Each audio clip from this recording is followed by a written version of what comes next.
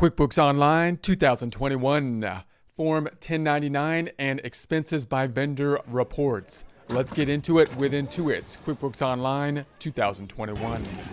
Here we are in our free QuickBooks Online test drive practice file, which you could find by searching in your favorite browser for QuickBooks Online Test Drive. We're going to be looking at our reports down below, looking at a 1099 report. You could simply type in the search menu for 1099, but I'm going to locate it down here by scrolling down and scrolling down. We're not picking up these two. We're going to pick up this one down below. It's in the Expenses and Vendors section, looking for the 1099 Transaction Detail Report. Opening that one up, we're going to do a range change up top for the date range. I'm going to pick the last year, for in our case being 2020, by selecting the drop down up top. We're going to go down to the last year. So last year, running that report. Now we're also going to change some filters just so we can pull this information in. I'm going to go to the Customize Reports up top. We're going to adjust the filters, and I'm going to adjust the filters so that we have the 1099 contractor threshold. I'm selecting the 1099 contractor below threshold, and then I'm going to go to the payment, and I want to say all here for the payment. So here's our items. This one was already checked off the vendor. The type of contractor vendor 1099 below the threshold payment is going to be all. So I'm going to then run that report, and then we have our item then down below here. I'm going to then close up the hamburger, closing up the hamburger up top, and that's what we have thus far. Now I'm going to open up a couple other tabs. So I'm going to go up top. I'm going to open up both the balance sheet and then income statement, and then another tab so that we can then have a tab in front as well as this report. So 3 more tabs open. Right click, I'm going to duplicate the tab. Going back to the tab to the left, I'm going to right click, duplicate it again. Going back to the tab to the left, going to right click and duplicate it again. Then I'm going to go to the one all the way to the right. I want to open the balance sheet up with this one. So I'm going to go down to the reports down below, open up our favorite report, that being the balance sheet report. And so we're going to go on down, balance sheet, clicking on it to open it. And then we'll do a range change up top, date range change, 01/01/20 to 12/31/20. Running that report, closing the hamburger, holding down control, scrolling up just a bit to get us up to that 125. That's where I like to be. And then we're going to go to the income statement. Second tab over, we want to look at the income statement, going to the reports down below. Going to the income statement, the P&L, the profit and loss, opening that one up. Closing up the hamburger. Range change up top, 01/01/20 to 12/31/20. We're going to go ahead and run that report. And then we have the report that we already ran on this tab. Going to close up the hamburger. Now let's just kind of think about this 1099 report first. What is it doing? And then we'll get into the details with it. Remember that all these reports that are supplemental to the financials, the balance sheet and income statement, are basically giving more detail about some line item on the balance sheet and income statement. The 1099 report is unique, however, or different. Possibly not unique, but different in that it's going to be a report designed specifically towards a kind of requirement, as opposed to a report that's trying to just give us more detail on an expanded account. So for example, if we go to the income statement over here, I'm going to minimize the income up top.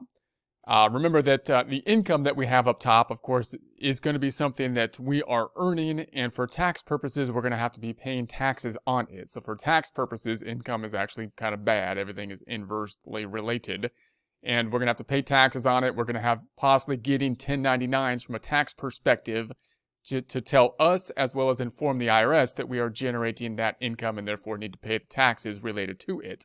All the expense items down below are going to be items that we are expending, paying other people for in order to generate the revenue on it. So from an IRS perspective, they're concerned about us to make sure that we are reporting our income, and so they may require other people basically to issue 1099s to us based on our structure, and from us, the 1099 may obligate us then to issue 1099s to others. Now, how does the IRS able to do that, kind of force us to issue the 1099s?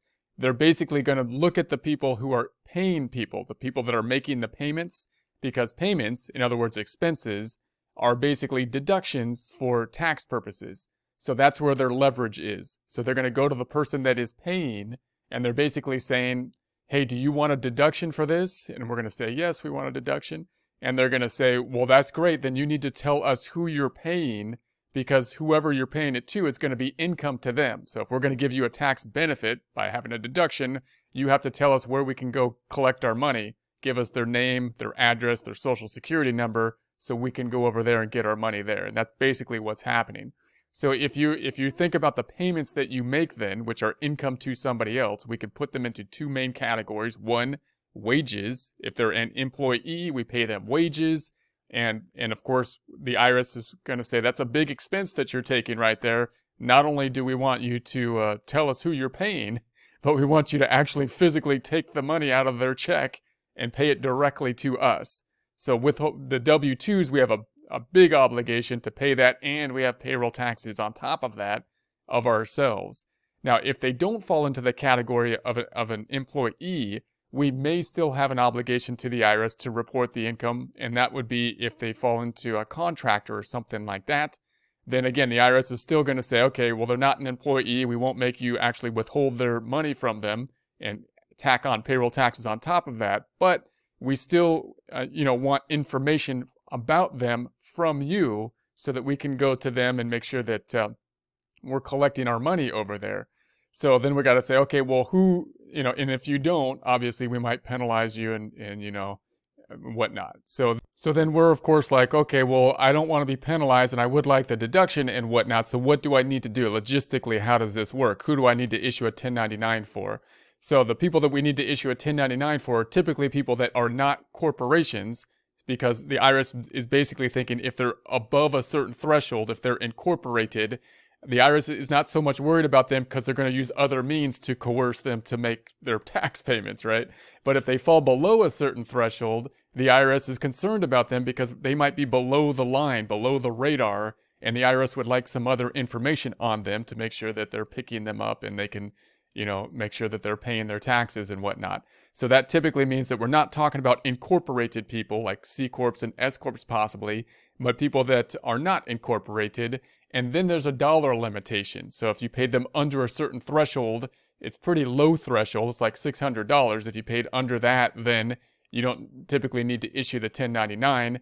But if they're not incorporated and you paid over the $600, then that's when the IRS is saying that we want a 1099 for them to make sure that we're picking up those people that might otherwise kind of fall under the radar and not be reporting their taxes. So obviously what's going to be on the 1099, we have to then give the IRS, this is who we paid, and they're going to want us also to collect on them the EIN number, which could be their social security number if they don't have an like another EIN number, which is awkward to collect from somebody. But hopefully, even if they're a contractor with no employees, they're going to get an EIN number, which is separate from their social security number that we can pick up, and then we need their address. So the IRS knows who they are, knows not just their name but their number, and then they know where they live, right? So they can go take them out if they don't pay their taxes.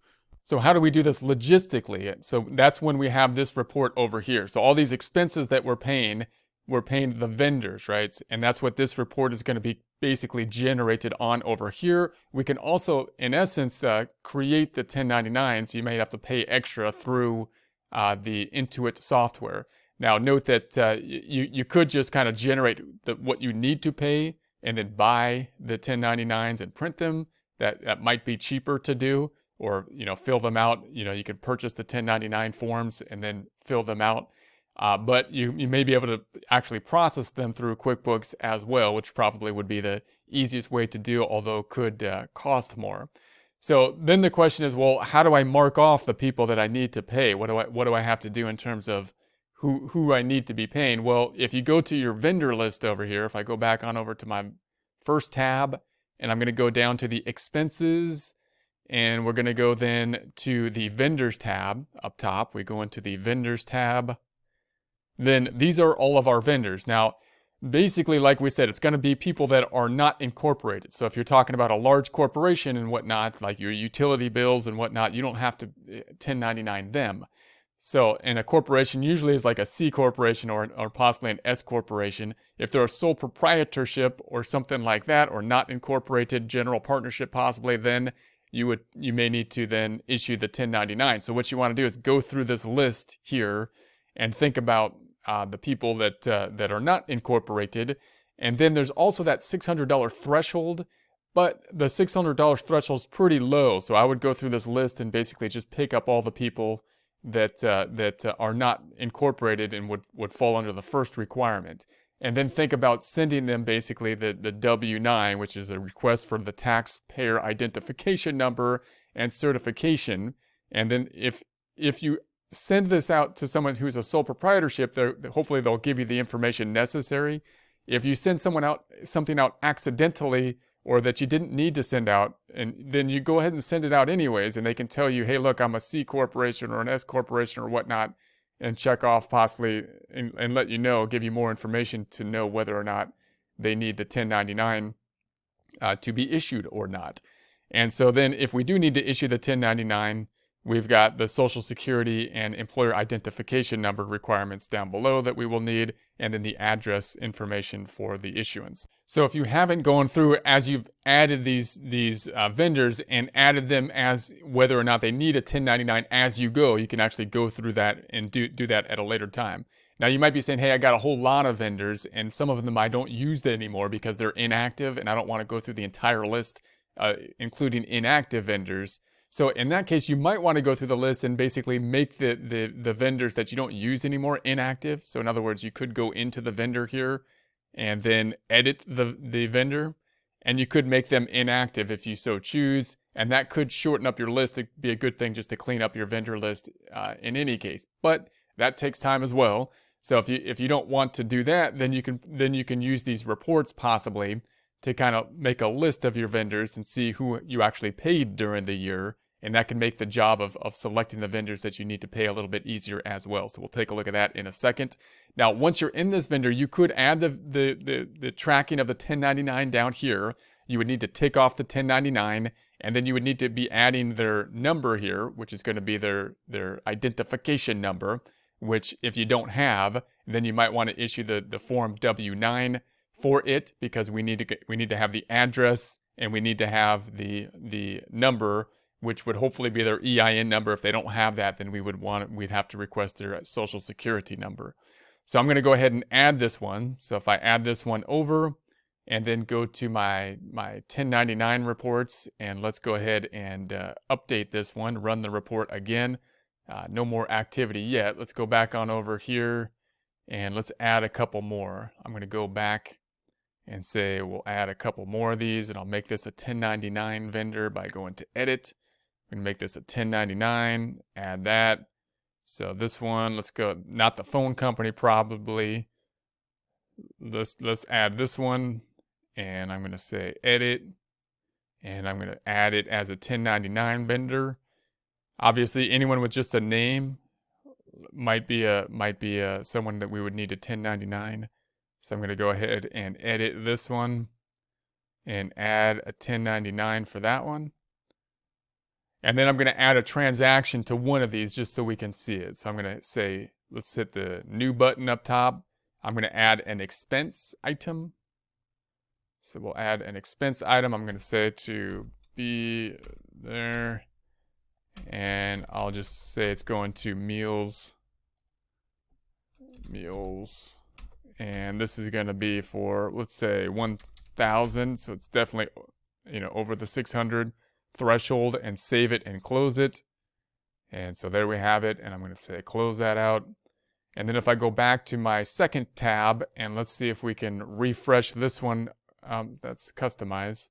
Let's run the report again. And so there we have a little bit more activity in our report. Now notice we have bills and checks in here.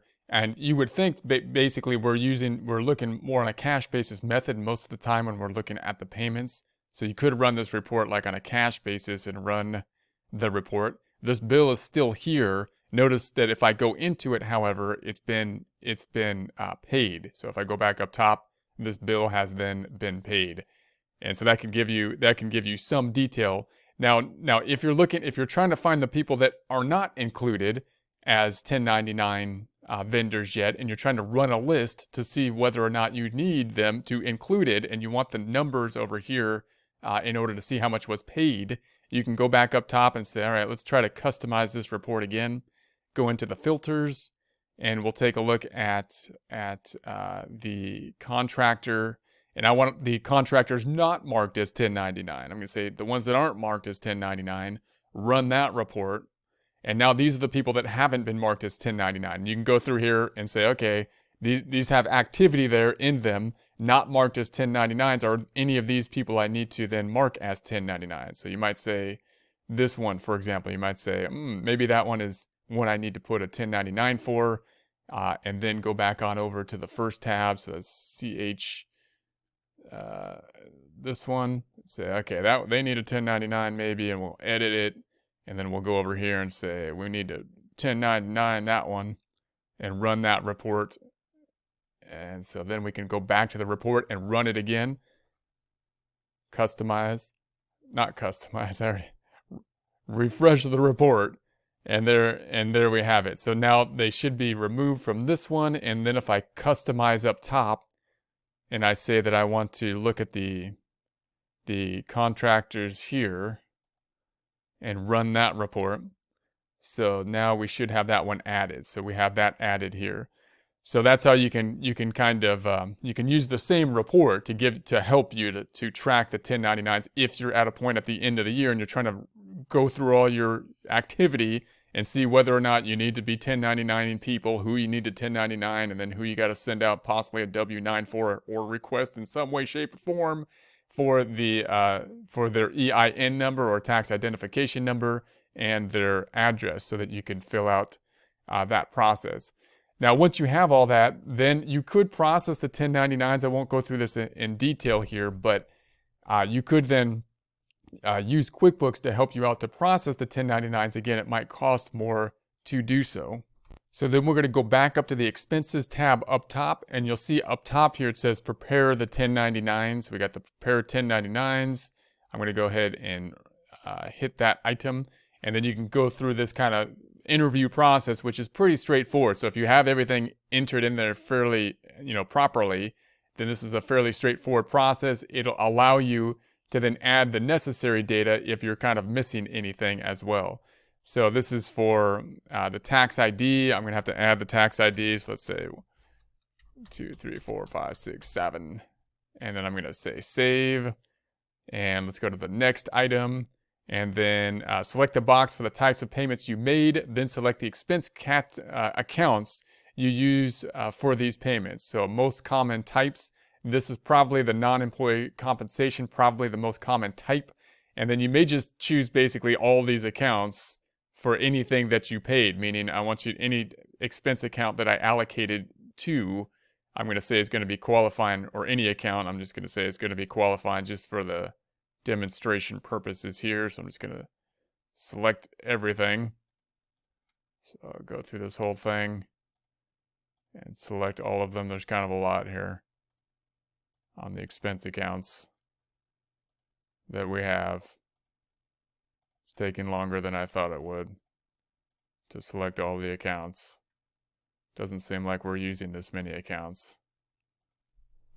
All right, so I got them all. I'm going to go down there, and then other payment types. These would be other types of forms: 1099 miscellaneous, for fishing, medical payments, direct sales. I'm just going to keep the example that we have up top. Federal tax. If you withhold federal tax from your contractor, select the accounts used to do so. This option is uncommon. So usually you don't withhold from the contractor, you withhold from employees. So we're going to then go to the next item, and it says review your contractor. So make sure your contractor details are correct to see which contractors meet the 1099 threshold. So we have your vendor or company name is missing. That's kind of a problem. And then we don't have an address, and we're missing the tax ID. And so we can then try to edit this and say, all right, so this is a contractor burger joint. I'm going to say it's a business, we're going to say, and we're going to call it Bob's Burger Joint. Now, if it's a contractor, a lot of times it will be an individual, basically, and maybe and it could be doing business ads, but I'm just going to add something just to go. We'll put an address, 70 Beverly Park, Beverly Hills, California, 90210, and then we'll save that one. That's just a made-up address. And then we're going to say, let's do this one, edit this one, and this is, I'll just keep them as businesses just to make it easy. So there we have that. This is going to be 1, 2, 3, 4, 5, 6, 7, 8, 9. And then we're going to say this one is at 2725 Ellison Drive, Beverly Hills, California, 90210. Save that one. And then this one, we'll edit this one. And I'll just keep it at that. So I'll say this, and that looks good. This is going to be 3, 4, 5, 6, 7, 8, 9. This one's going to be at 803 North Linden Drive, Beverly Hills, California, 90210. We'll save that one. And then next one, let's edit this one. We'll call it a business too. Business. And 1, 2, 3, 4, 5, 6, 7, 8, 9. And let's save that one. And we'll call this one a business. That's a name, actually. We can call that a name, let's say. And let's say, and that looks good, so I'll save that. Notice it's forcing the difference between the business and individuals, the social security number versus the EIN.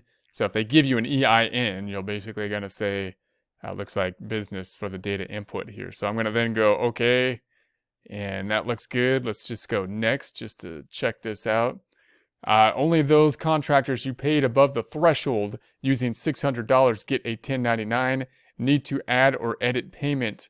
Third-party payments such as credit card, PayPal, excluded from 1099s. So here we have this one item here, and notice it didn't pick up the Bob's Burger one because I put that to 2021, that $1,000 amount. So if I pick the ones that are below the threshold here, it looks like it's picking up the proper amounts. They're all under the 600. If I pick up the amounts that are above, that meet the threshold, then we have that item. If we compare that to this report here, notice we have the similar breakout. This is the only one that's above the threshold, and basically this is picking up everything, it looks like here. So we're picking up the ones that are above the threshold and below the threshold. And again, that $1,000 amount for the Bob's Burger isn't included here because it was in the 2000. So let's just say what would happen if we go to finish here. We'll go to finish, and then you got your bill, right? So e-file. So early bird pricing, $12.99. We filed with the IRS. We send contractors digital and paper copies of their 1099. We pay contractors with direct deposit or print and mail. You order a 1099 print kit, which will have the 1099 forms with it. You print and mail 1099 forms to the IRS. You print and mail 1096 summary forms to the IRS. You print and mail 1099 copies to your contractors.